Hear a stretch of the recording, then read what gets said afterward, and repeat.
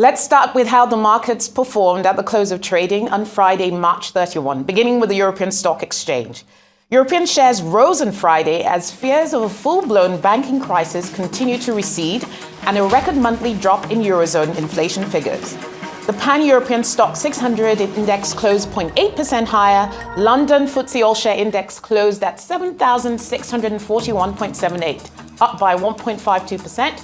The markets in Germany also rallied and saw the DAX close up at 0.82%, while the CAC 40 in Paris ended the week at 7,336.13, closing with a profit of 1%.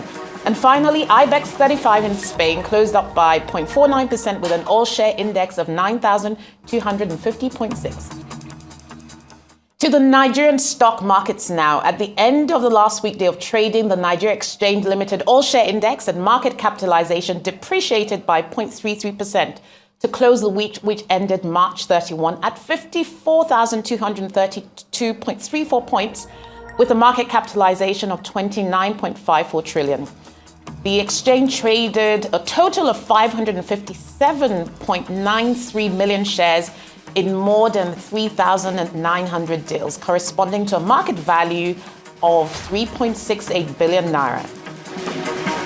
And finally, let's have a look at Wall Street as at March 31st.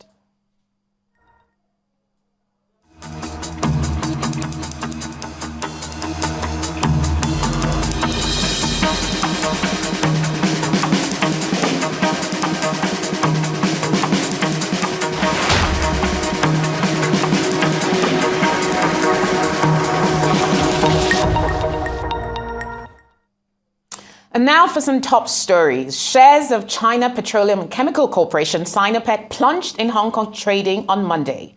Sinopec shares fell as much as 7.7% in Monday trading in Hong Kong and were 2.8% lower by midday of the same day. The company's earnings missed estimates as the impact of COVID curbs on fuel demand slashed profit from the producer's flagship chemicals and refining unit. Sinopec plans to add 165.8 billion yuan in capital expenditure this year after it reportedly spent 189.1 billion yuan for 2022. It also had a loss of 10.1 billion yuan in its chemicals unit in the fourth quarter of last year. Still on China, in brighter news for the country, on-manufacturing activity expanded at the fastest rate in nearly 12 years in March. The National Bureau of Statistics of China said the non-manufacturing purchasing managers index, which includes the services sector, reached 58.2 in March, up from 56.3 in February, and its highest level since May 2011. It comfortably exceeded economics' forecast of 54.3. The growth in both the manufacturing and non-manufacturing sectors is a reassuring sign for Chinese policymakers, even as the country grapples with a slowdown in exports, a rolling property sector crisis, and the fallout from 3 years of COVID-19 restrictions that dampened consumption. E-commerce giant Alibaba has announced that it will become a holding company and break up the company into 6 different business groups in a major restructuring. Alibaba described the restructuring as the most significant organizational overhaul in its 24-year history. It said each unit will have its own CEO and board of directors to allow for quicker decision-making. The business units to be created are Cloud Intelligence Group, Taobao Tmall Commerce Group, Local Services Group, China Smart Logistics Group, Global Digital Commerce Group, and Digital Media and Entertainment Group. The company's Hong Kong listed shares jumped as much as 16.3%, tracking a 14.3% rally in its US listed shares on the heels of that announcement during the week. The United States and Japan signed a trade deal on Tuesday on critical minerals for EV, that's electric vehicle batteries.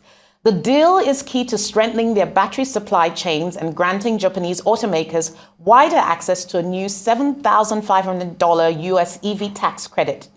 The agreement prohibits the two countries from enacting bilateral export restrictions on the minerals critical for EV batteries, including lithium, nickel, cobalt, graphite, and manganese.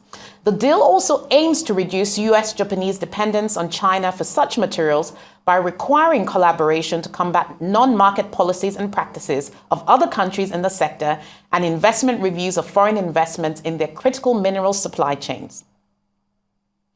US Vice President Kamala Harris has announced plans to boost trade and investment in East Africa in the nation of Tanzania.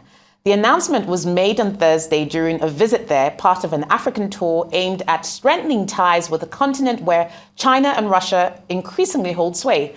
Harris, who met with Tanzania's President Samia Suluhu Hassan, listed a number of initiatives, including a new $500 million MOU between the Export-Import Bank of the US and the government of Tanzania, which will facilitate US exports to Tanzania, and a new partnership in 5G technology and cybersecurity. The trade deal also will lead to an opening of a processing plant in Tanzania for minerals for EV batteries. 3 years after Brexit, the UK has signed a deal to join a trade pact with 11 Asian and Pacific nations.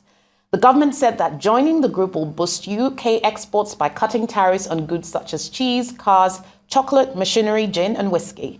The Comprehensive and Progressive Agreement for Trans-Pacific Partnership, CPTPP, which covers a market of around 500 million people, was established in 2018 and includes Australia, Brunei, Canada, Chile, Japan, Malaysia, Mexico, New Zealand, Peru, Singapore, and Vietnam.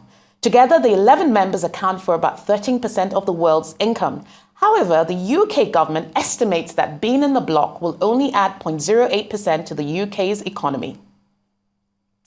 In another surprising move, UBS Group has rehired Sergio Ermotti to steer the bank after its Credit Suisse takeover. Sergio, who was the CEO from 2011 to 2020, was brought back because of his experience in rebuilding the bank after the global financial crisis. Ermotti, who is also chairman of Swiss Re, will take over from April 5. The Swiss banker is also credited with executing UBS's turnaround after a series of scandals and losses nearly caused the bank's implosion. Nigeria's Zenith Bank recorded a 24% growth in gross earnings for the year ending December 31, 2022. The double-digit growth, which rose from 765.6 billion naira reported in the previous year to 945.5 billion in the 2022 financial year, is despite the persistent, challenging macroeconomic environment and headwinds. The bank also announced a proposed final dividend payout of 2.9 naira per share, bringing the total dividend paid to 3.2 naira per share. Profit before tax grew marginally by 2% and customer deposits increased by 39%.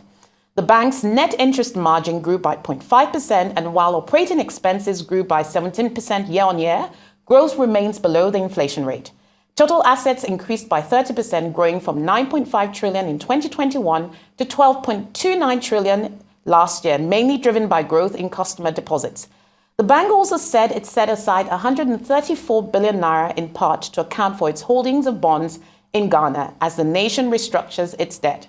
Of course, it's not the only African bank to impair Ghana bond holdings. Still on debt, Nigeria's debt has risen to 46.25 trillion naira, according to the country's Debt Management Office. In a statement on Thursday, the DMO said there was an increase of over 7 trillion naira from what the country owed in 2021. In terms of composition, total domestic debt stock was 27.5 trillion naira, while total external debt stock was 18.7 trillion naira. It stated that the reasons for the increase in total public debt stock were new borrowings by the federal government and subnational governments, primarily to fund budget deficits and execute projects. The total public debt to GDP ratio for December 31, 2022 year ending was 23.2% and indicates a slight increase from the figure for December 2021, which was at 22.47%.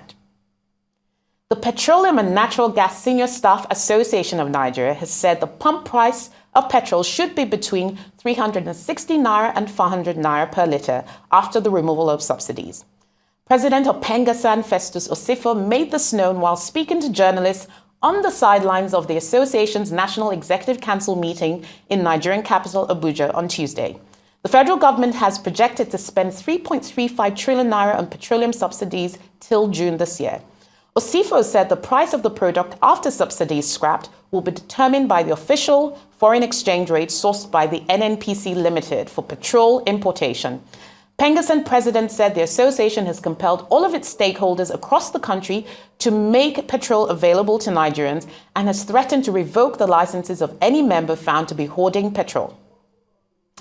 And finally, the head of the US derivatives watchdog said the lawsuit against Binance is probably his most significant cryptocurrency case to date, setting up a make-or-break contest with ramifications for the crypto market and Washington. The lawsuit announced on Monday has set the Commodity Futures Trading Commission, CFTC, one of the US's smaller federal regulators, against Binance, the world's largest crypto exchange. A win for the CFTC would be a boon for the agency's standing as a top US crypto cop, which has suffered from perceptions it was too lenient with Binance's collapsed rival FTX, while sending a clear message to digital asset platforms that attempts to circumvent federal rules. The CFTC's 74-page complaint alleged Binance had since launch in 2017 sought out US customers and prioritized commercial success over compliance with US law.